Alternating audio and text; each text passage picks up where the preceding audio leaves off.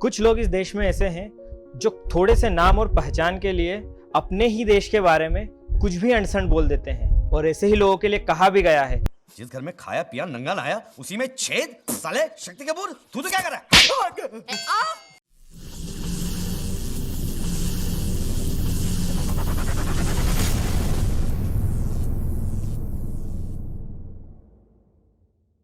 तो जय श्री महाकाल दोस्तों, आपका एक बार फिर से स्वागत है आपके अपने MP09 पर।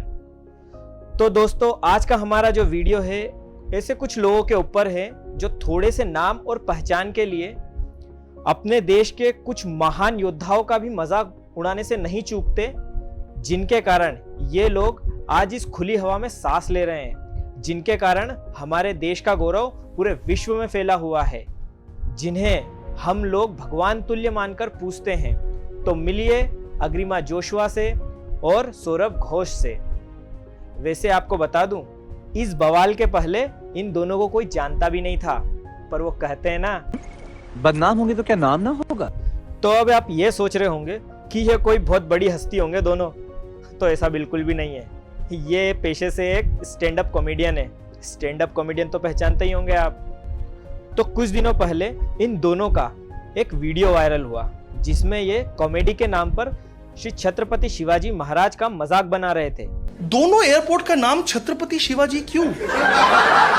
क्यों? एक का नाम अगर शिवाजी दूसरे का नेपोलियन होता तो कोई अपना दोस्त का शादी मिस नहीं करता ना। This Shivaji statue is amazing master stroke by our Prime Minister Modi ji. It will have solar cells which will power all of Maharashtra. इन दोनों वीडियो को देखने के बाद मुझे ये लगा कि इन जैसे लोगों को ये किस तरीके का गुप्त रोग हुआ है, जिसका कोई वेदराज भी नहीं है। मतलब ये कहीं भी कभी भी कुछ भी किसी के भी बारे में बिना सोचे समझे बस बोलते जाते हैं, कुछ भी। पर जैसा कि हम सभी ने पढ़ के रखा है कि every action has a equal but opposite reaction.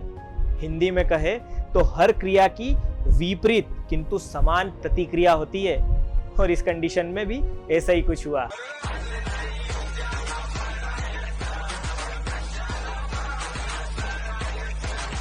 तो यहां तक सबसे पहले तो इस भाई की तबीयत से सुताई हो गई, और जिस जगह पर ये शो चलता था उस जगह पर स्वयं महाकाल का तांडव हो गया, और इन बहन जी को एक सो कॉल्ड मर्द ने रेप की धमकी दे दी। और इन सब के बाद हमारे देश के लिब्रांडो गैंग और कुछ कॉमेडियंस अचानक से जाग उठे। For the last couple of months, a lot of women from the comedy industry have been trolled online. They're getting rape threats, they're getting death threats, and people are proud of it and putting it online as if it's content for them. I feel there are two things that we can do. Number one, we can go into every artist's page, DMs and all social media and just spam them with as many positive messages as possible. And अब यहाँ ये सवाल उठने लगा कि इस देश में तो फ्रीडम ऑफ एक्सप्रेशन को दबाया जा रहा है, इस देश में बोलने तक की आजादी नहीं है। मतलब कि ये फ्रीडम ऑफ एक्सप्रेशन के नाम पर इस देश की किसी एक कम्युनिटी के देवी देवताओं, उनके आराध्यों को कुछ भी अनाप शनाप बके, वो इनका फ्रीडम ऑफ एक्सप्रेशन है। पर अगर कोई इनकी इस बात पर सवाल उठा दे तो वो इनके फ्रीडम ऑफ एक्सप्रेशन को दबाना हो गया। मतलब हिपोक्रेसी की भी सीमा होती है। फिर यहाँ एक और एंगल निकल कर आया कि इस देश में तो महिलाओं की सुरक्षा ही नहीं है।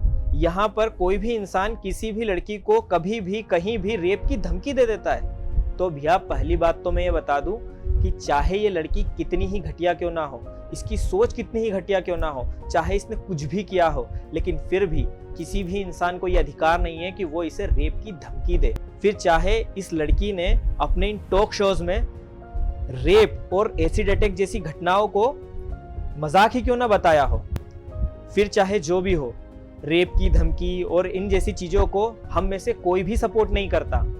और भैया रही बात इनके फेमिनिज्म की, तो इनका फेमिनिज्म भी इन्हीं की तरह सेलेक्टिव है। इनके फेमिनिज्म में वही लड़कियां आती हैं जो इनकी आइडियोलॉजी को सपोर्ट करती हैं। अभी कुछ समय पहले ही महाराष्ट्र में एक लड़की ने मस्जिद में जाकर अजान की आवाज कम करने के लिए कहा, तो वहां के एमएलए ने उसे उस जगह को छोड़कर चले जाने के लिए कह दिया। तब इनमें से किसी ने भी उस लड़की का साथ नहीं दिया। और इसी तरीके से एक और लड़की ने अजान की आवाज कम करने को लेकर ट्विटर पर एक फोटो पोस्ट कर दिया, जिसके बाद उस लड़की को एक शांतिप्रिय समुदाय के युवक ने, भटके हुए युवक ने रेप की धमकी दे दी। तब भी इनका फेमिनिज्म नहीं जागा, तब भी इनमें से किसी ने भी उस लड़की की मदद के लिए हाथ नहीं उठाया। मतलब भैया, इन जैसे लोगों के लिए हमारा कुत्ता कुत्ता तुम्हारा कुत्ता टॉमी, वाह ये बढ़िया बात हुई भाई। भैया कुल मिलाकर मैं यही कहना चाहूंगा कि इन जैसे लोगों को इस तरीके का दोगला व्यवहार करना छोड़ देना चाहिए। सभी धर्मों को एक समान समझना चाहिए, सभी धर्मों की धार्मिक आस्थाओं का सम्मान करना चाहिए। तो आज के लिए बस इतना ही। अगर आपको ये वीडियो अच्छी लगी हो तो हमें कमेंट में बताएं। इस वीडियो को लाइक करें, शेयर करें और इसी तरीके की इंटरेस्टिंग वीडियोस के लिए हमारे चैनल को सब्सक्राइब करें और बेल आइकन दबाना ना भूलें। तो अब मिलेंगे आपसे अगले वीडियो में, तब तक के लिए जय श्री महाकाल।